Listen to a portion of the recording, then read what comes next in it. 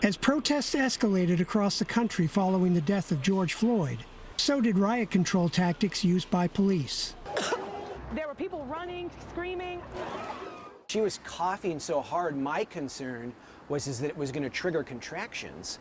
Andy and SAMIRA Green were caught between two clouds of police tear gas while protesting in Portland, Oregon.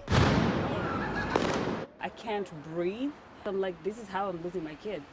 That's it. The couple, expecting their third child in October, are among several suing the Portland Police Department over alleged negligence in their use of tear gas. They worry about lingering effects, especially on the pregnancy. Just the thought of the unknown is so scary. We very clearly see an escalation of use of tear gas. This is really unprecedented. Duke University researcher Sven-Eric Jordt says much of what's known about tear gas comes from data gathered in the 1950s, 60s, and 70s. He says efforts have been made to make it safer, but those have been offset by increased use of these chlorine and pepper-based weapons. Attempts by the Associated Press to figure out which federal agency regulates the use and manufacture of tear gas devolved into a game of hot potato.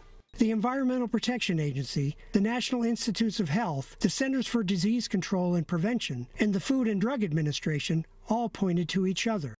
The AP also reached out to the leading tear gas producers. They either failed to respond or declined to comment. There's really no scientific backing for the safety of tear gas used at these levels. International law bans tear gas in combat, but does permit its use by police. But experts say there are exceptions, such as when people are boxed in with no escape, a practice known as kettling. We're trapped here. They're up top shooting at us. They lined up right here. Christy Williams-Puckett and Justin LaFrancois say that's what happened to them in Charlotte, North Carolina.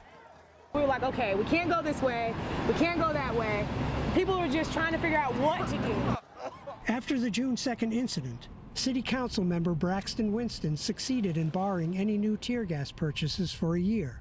City spending on crowd control has more than doubled since 2017.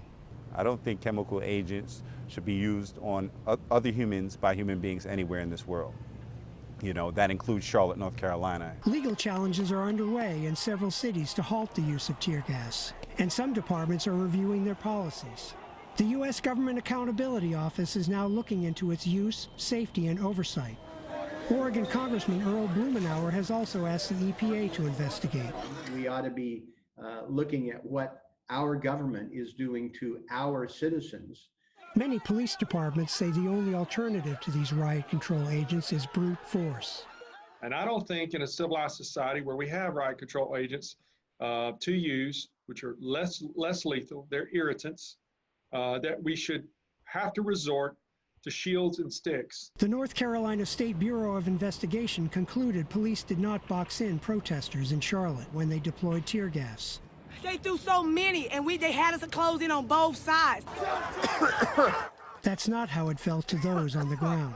Alan Breed, Associated Press, Charlotte, North Carolina.